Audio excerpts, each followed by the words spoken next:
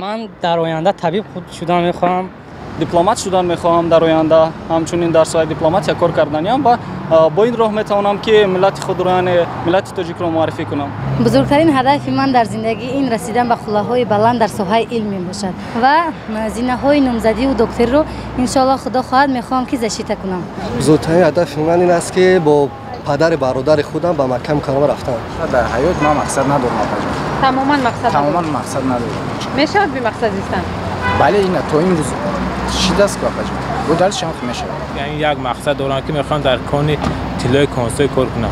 Закончить обучение хорошо, устроиться на хорошую работу и жить обеспеченно сама. Моя самая большая цель в жизни это как бы я уже стремлюсь к ней. Я пошла в медколледж, уже поступила. Я хочу стать медиком, открыть свой врачебный бизнес. من میخوام آرکیتکتوری همه بزرگ شم. دکتر بهترین تاجیکستان شدن نه تنها در تاجیکستان در تمام جهان. مقصدی بزرگترین من این بهترین فرزند آدم بودن است.